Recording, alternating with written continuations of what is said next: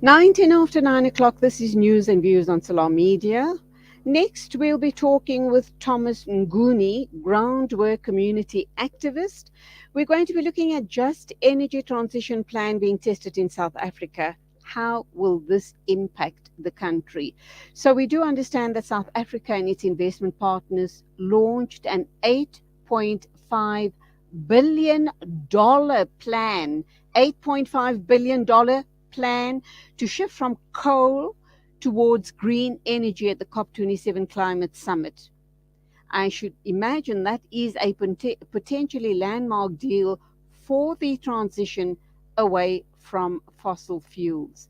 How is that $8.5 billion going to trickle down, make a positive difference? Is it going to reach the right communities, the right entities? And how is this going to be monitored by the lenders? And how are we going to be accountable going forward? Those are all the serious questions that need to be answered in light of the wholesale corruption that is endemic in our country. Thomas Nguni, a very good morning to you. Welcome to the program. Thanks, Julie, and good morning to all the listeners. Okay, that's a huge amount of money we're talking about. $8.5 billion. There's also the repayment plan that we need to talk about, and possibly also the interest that's going to be charged. How and who is going to oversee when that money comes into the country, and how the transition is going to in fact happen? I think this is quite an interesting question because this has been one of the most important questions we've been asking, to say who's going to oversee the fund. And I think we saw President Cyril Ramaphosa appointing Daniel Mingele to head the finance task team within the Presidential Climate Change Commission. We don't know if that money will go to Treasury or they will set up a separate fund to manage those funds. But I think one of the key questions which you've already alluded to is how are we going to monitor that the funds are properly used? And I think Groundwork and Life After Coal, which is a partnership of Center for Environmental Rights and Health Life Africa, in partnership with some of our community partners, we have been vocal to say we need this investment to be public, and we need to make sure that part of the investment plan does not specifically include loans, but it should be more grant funding, because we don't want to finance a transition using loans, because then it means in the long run that process is not going to be just. So it's very important that, except for who manages the money, it will be important for us to define what is the role of the South African citizens in this, and that will speak to how transparent we want to be in terms of this huge amount of money we're talking about. Because if we're not transparent, then chances are we will see a high level of corruption, and this money will not go to its intended beneficiaries or for its intended purpose, which will defeat the end of justice at the end of the day.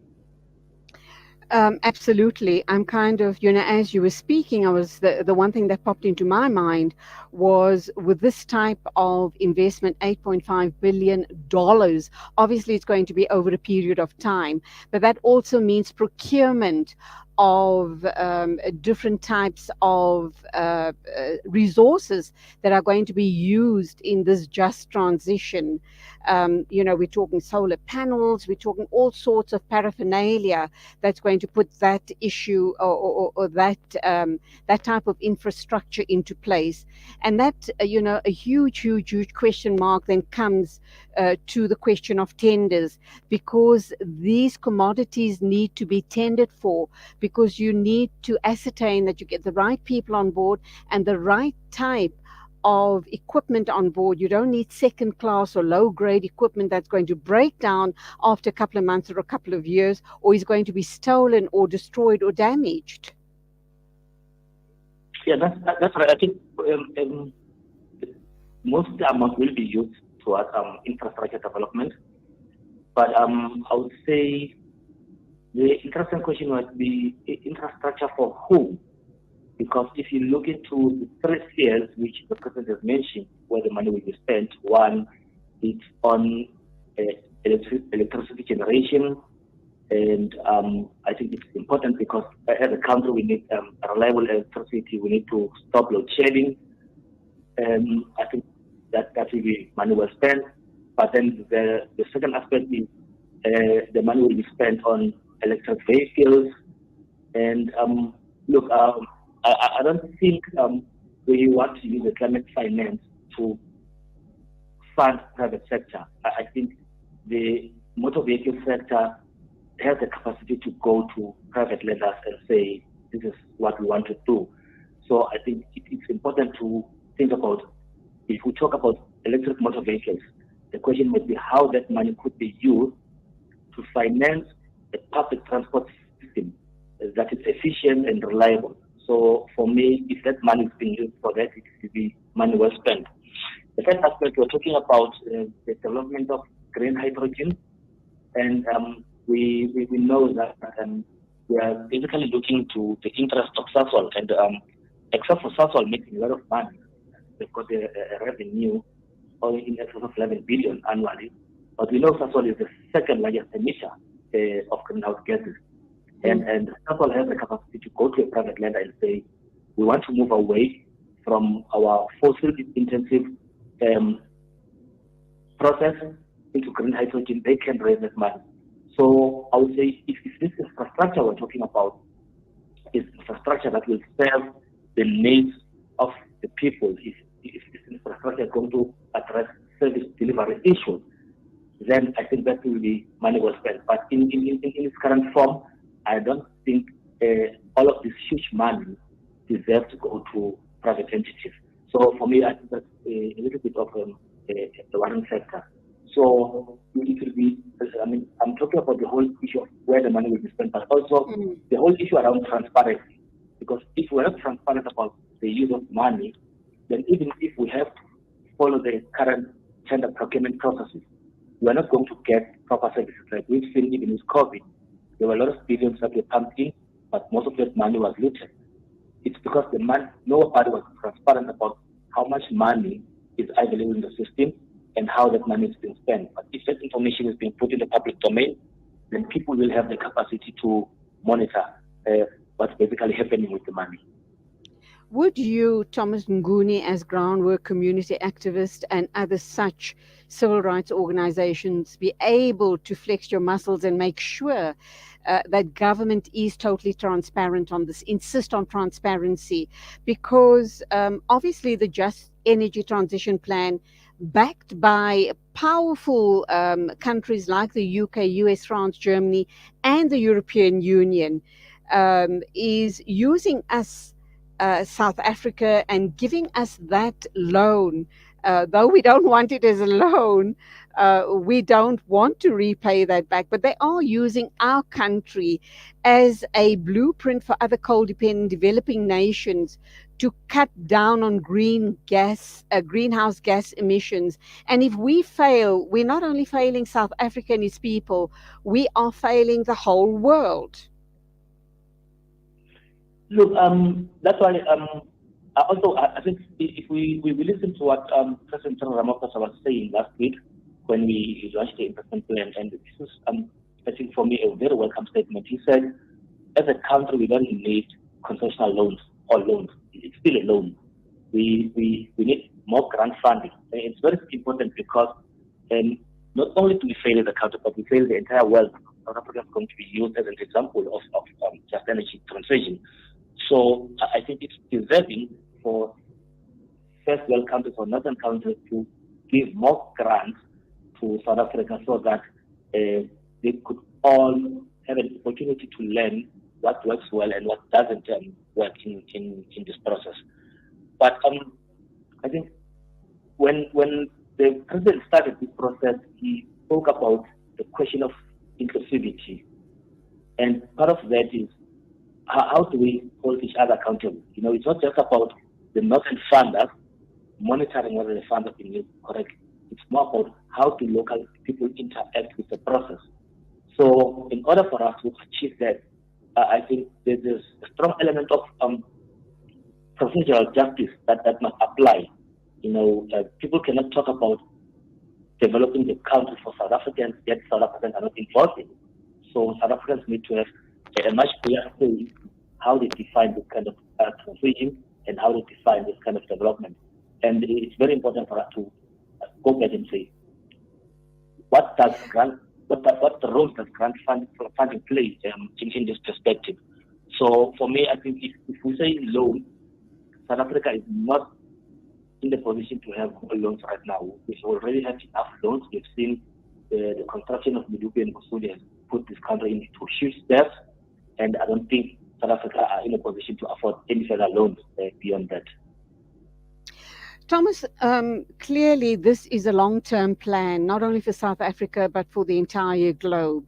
But it also means if we get this right, if we in South Africa apply our minds, if all our great minds sit around a table and put this plan into action, undoubtedly we'll be getting a lot of support from the countries that are investing here. They too will get all of their different experts from the different fields to sit down with South Africa to get this plan off the ground.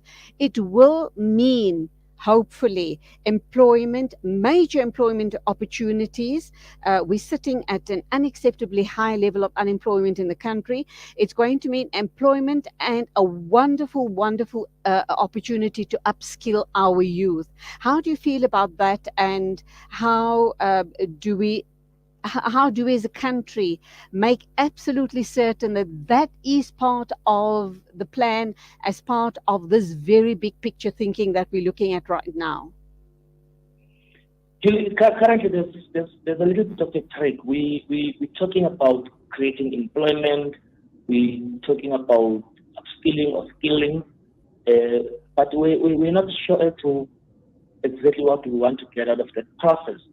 And I'm going to make Komati, which has already been closed, and except for the investment that the president was talking about, we are also talking about another 9 billion rand for repurposing of Komati Power Station. Thomas, can I just come in here? Will then Komati, the power station that was decommissioned last week, and we do know that we've managed to get a loan to repurpose it, is that going to be part of this plan as well?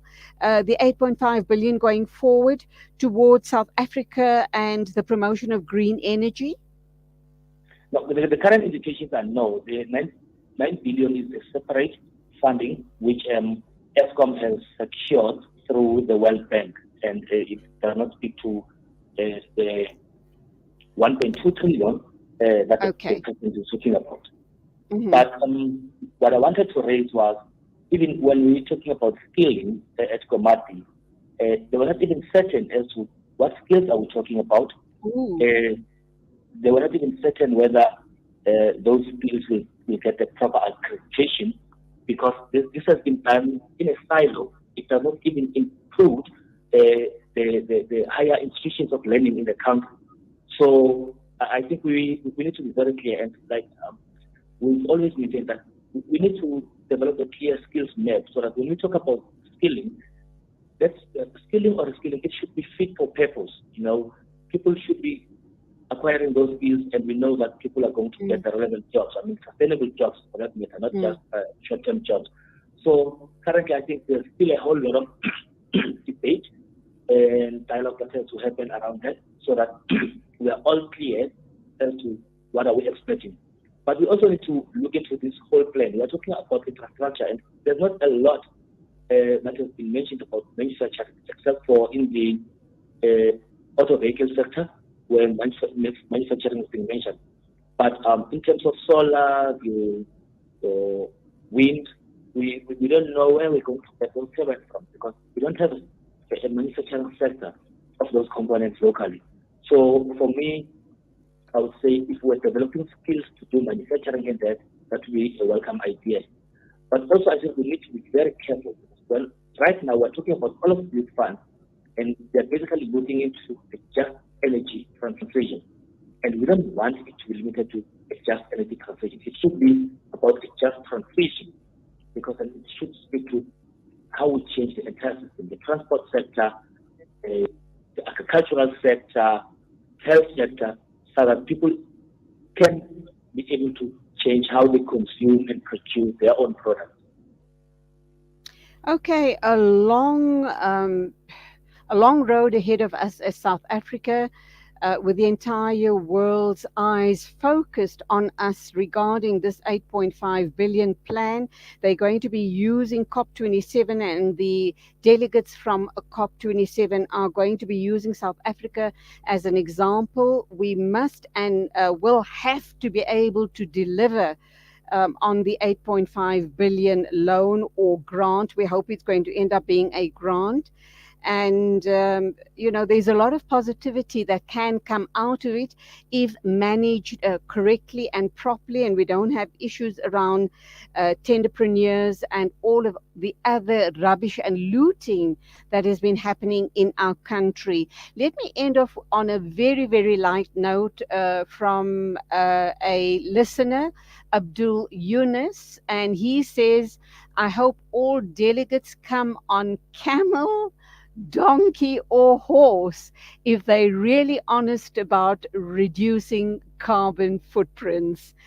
That's from a listener, Abdul Yunus. And your closing remarks, Thomas Nguni, groundwork community activist, over to you. In my closing remarks, I hope this money could get us into the correct pathway to reduce our carbon emissions and improve people's livelihoods, and that will mean making sure that we take care of workers as well as the community, and we prioritize the youth and women of this country, because those are the people who've been marginalized for a long time. So I hope this money is being used objectively to address all of that and the levels of inequality in our country. Thank you. And it has to be completely transparent. So thank you indeed. Absolutely.